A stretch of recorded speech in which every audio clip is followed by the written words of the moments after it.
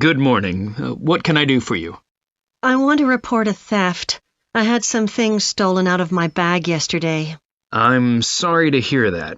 Right, so I'll need to take a few details. Can I start with your name? Louise Taylor. Okay, thank you. And are you resident in the UK? No, I'm actually Canadian, though my mother was British.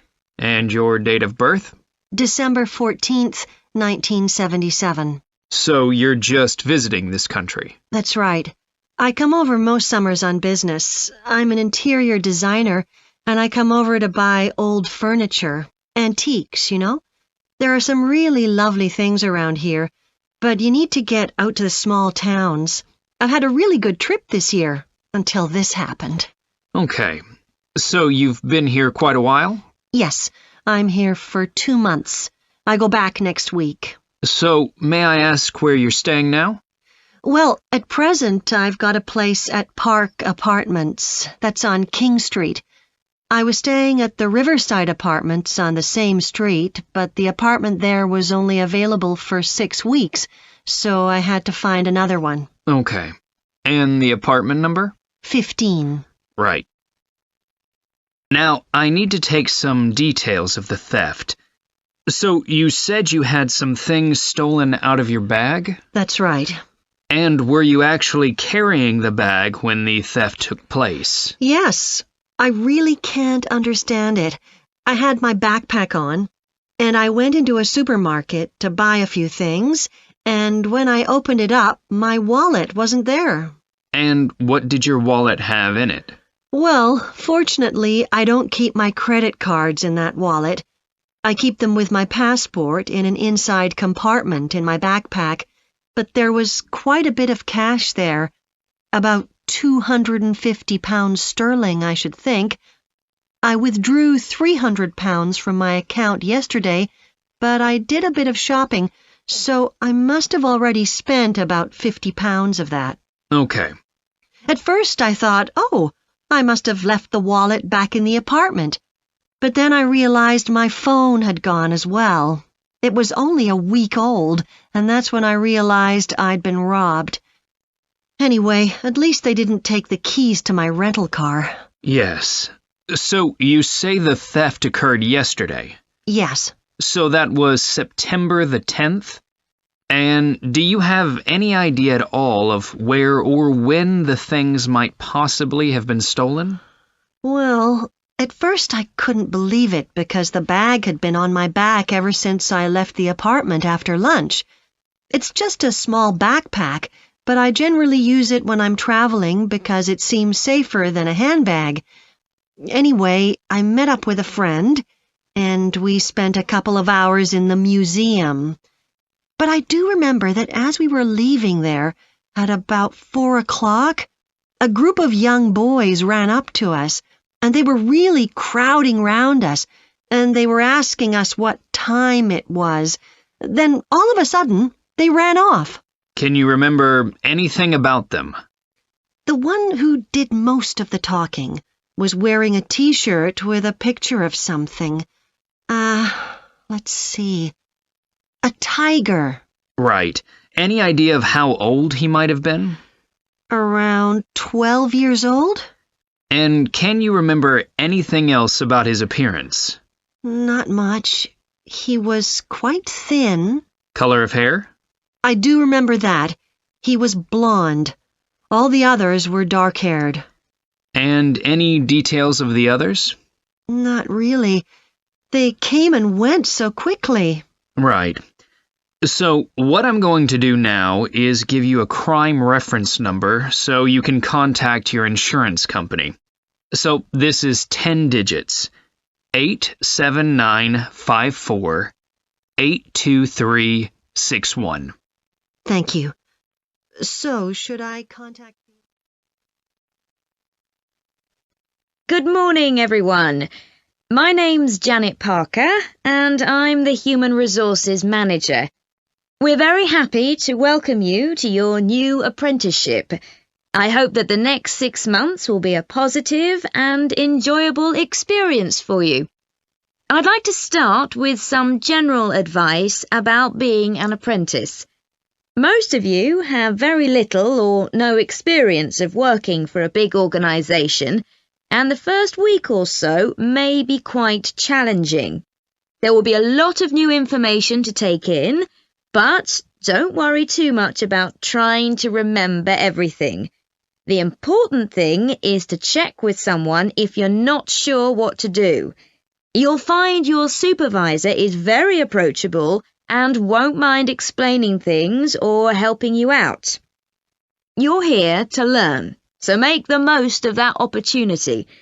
You'll be spending time in different departments during your first week, so make an effort to talk to as many people as possible about their work. You'll make some new friends and find out lots of useful information. As well as having a supervisor, you'll each be assigned a mentor. This person will be someone who's recently completed an apprenticeship, and you'll meet with them on a weekly basis. Their role is to provide help and support throughout your apprenticeship. Of course, this doesn't mean they'll actually do any of your work for you. Instead, they'll be asking you about what goals you've achieved so far, as well as helping you to identify any areas for improvement. You can also discuss your more long-term ambitions with them as well. Now, I just want to run through a few company policies for our apprenticeship scheme with you. Most importantly, the internet. As part of your job, you'll be doing some research online, so obviously you'll have unlimited access for that. But please don't use it for personal use. You'll have your own phones for that. Some of you have already asked me about flexible working. After your probationary 3-month period, some of you will be eligible for this, but it will depend on which department you're in and what your personal circumstances are, so please don't assume you'll automatically be permitted to do this. I want to make sure there's no confusion about our holiday policy. Apart from any statutory public holidays, we ask that you don't book any holidays until after your 6-month apprenticeship has finished. Time off should only be taken if you are unwell. Please speak to your supervisor if this is going to be a problem. You'll be expected to work a 40-hour week, but there may be opportunities to do overtime during busy periods. Although you're not required to do this, it can be a valuable experience, so we advise you to take it up if possible. Obviously, we understand that people do have commitments outside work, so don't worry if there are times when you are unavailable. As you know, we don't have a formal dress code here. You may wear casual clothes as long as they're practical. And the only restriction for shoes we have is on high heels for health and safety reasons. Comfortable shoes like trainers are preferable. There's a heavily subsidised canteen on site where you can get hot meals or salads cheaply. Snacks and drinks are also provided, so we've decided to introduce a no-packed lunch policy. This is partly to encourage healthy eating at work and partly to stop people from eating at their workstation, which is unhygienic. Okay, moving on to... Okay, so what I'd like you to do now is to talk to your partner about your presentations on urban planning. You should have done most of the reading now, so I'd like you to share your ideas and talk about the structure of your presentation and what you need to do next. OK, Rob, I'm glad we chose quite a specific topic, cities built next to the sea. It made it much easier to find relevant information. Yeah, and cities are growing so quickly. I mean, we know that more than half the world's population lives in cities now. Yeah, though that's all cities, not just ones on the coast. But most of the biggest cities are actually built by the sea. I'd not realised that before. Nor me. And what's more, a lot of them are built at places where rivers come out into the sea, but apparently this can be a problem. Why? Well, as the city expands, agriculture and industry tend to spread further inland along the rivers, and so agriculture moves even further inland up the river. That's not necessarily a problem, except it means more and more pollutants are discharged into the rivers. So these are brought downstream to the cities? Right. Did you read that article about Miami on the east coast of the USA? No. Well, apparently back in the 1950s, they built channels to drain away the water in case of flooding. Sounds sensible. Yeah, they spent quite a lot of money on them, but what they didn't take into account was global warming. So they built the drainage channels too close to sea level, and now sea levels are rising, they're more or less useless. If there's a lot of rain, the water can't run away. There's nowhere for it to go. The whole design was faulty. So what are the authorities doing about it now? I don't know. I did read that they're aiming to stop disposing of wastewater into the ocean over the next 10 years. But that won't help with flood prevention now, will it? No, really, they just need to find the money for something to replace the drainage channels in order to protect against flooding now. But in the long term, they need to consider the whole ecosystem. Right. Really, though, coastal cities can't deal with their problems on their own, can they? I mean, they've got to start acting together at an international level instead of just doing their own thing. Absolutely. The thing is, everyone knows what the problems are, and environmentalists have a pretty good idea of what we should be doing about them, so they should be able to work together to some extent. But it's going to be a long time before countries come to a decision on what principles they're prepared to abide by. Yeah, if they ever do. So, I think we've probably got enough for our presentation. It's only 15 minutes. OK, so I suppose we'll begin with some general historical background about why coastal cities were established. But we don't want to spend too long on that. The other students will already know a bit about it. It's all to do with communications and so on. Yes. We should mention some geographical factors, things like wetlands and river estuaries and coastal erosion and so on. We could have some maps of different cities with these features marked. On a handout, you mean? Or some slides everyone can see? Yeah, that'd be better. It'd be good to go into past mistakes in a bit more detail. Did you read that case study of the problems there were in New Orleans with flooding a few years ago? Yes, we could use that as the basis for that part of the talk. I don't think the other students will have read it, but they'll remember hearing about the flooding at the time. OK. So that's probably enough background. So then we'll go on to talk about what action's been taken to deal with the problems of coastal cities. OK. What else do we need to talk about? Maybe something on future risks, looking more at the long term if populations continue to grow? Yeah, we'll need to do a bit of work there. I haven't got much information, have you? No, we'll need to look at some websites. Shouldn't take too long. OK. And I think we should end by talking about international implications. Maybe we could ask people in the audience. We've got people from quite a lot of different places. That'd be interesting, if we have time, yes. So now, shall we... Producing enough energy to meet our needs has become a serious problem. Demand is rising rapidly because of the world's increasing population and expanding industry. Burning fossil fuels like gas, coal and oil seriously damages the environment, and they'll eventually run out. For a number of years now, scientists have been working out how we can derive energy from renewable sources, such as the sun and wind, without causing pollution. Today, I'll outline marine renewable energy, also called ocean energy, which harnesses the movement of the oceans. Marine renewable energy can be divided into three main categories: wave energy, tidal energy, and ocean thermal energy conversion. And I'll say a few words about each one. First, wave energy. Numerous devices have been invented to harvest wave energy, with names such as Wave Dragon, the Penguin, and Mighty Whale.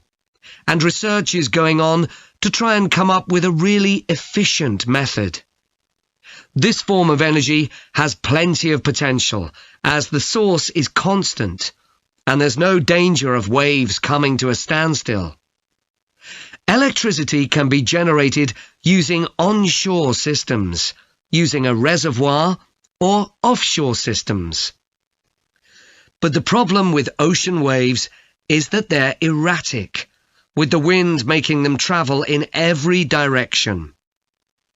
This adds to the difficulty of creating efficient technology.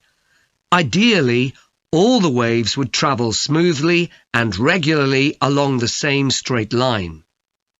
Another drawback is that sand and other sediment on the ocean floor might be stopped from flowing normally, which can lead to environmental problems.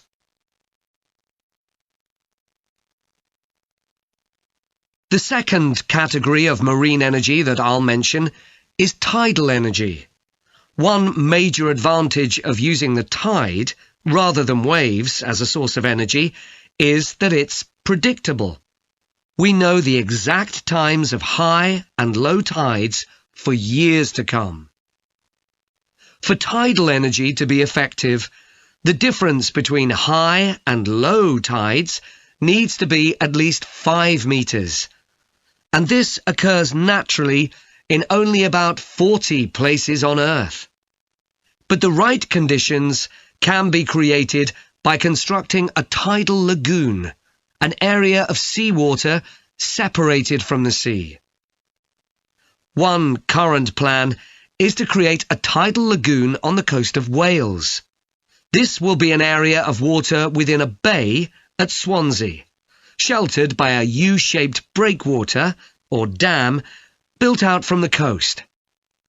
The breakwater will contain 16 hydro turbines, and as the tide rises, water rushes through the breakwater, activating the turbines, which turn a generator to produce electricity.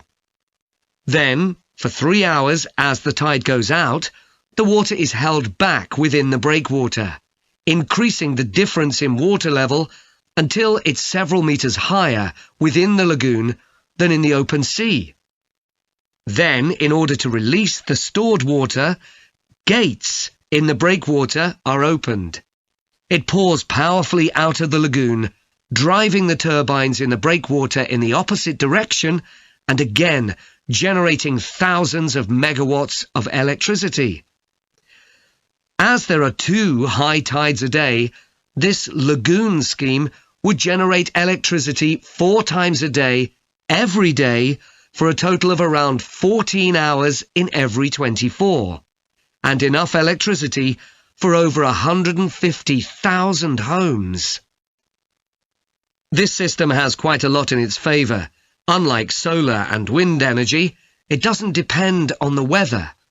The turbines are operated without the need for fuel, so it doesn't create any greenhouse gas emissions, and very little maintenance is needed. It's estimated that electricity generated in this way will be relatively cheap, and that manufacturing the components would create more than 2,000 jobs, a big boost to the local economy.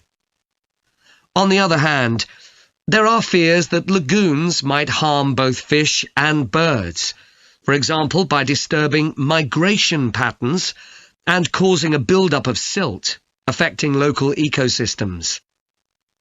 There are other forms of tidal energy, but I'll go on to the third category of marine energy, ocean thermal energy conversion. This depends on there being a big difference in temperature between surface water and the water a couple of kilometres below the surface, and this occurs in tropical coastal areas. The idea is to bring cold water up to the surface using a submerged pipe. The concept dates back to 1881, when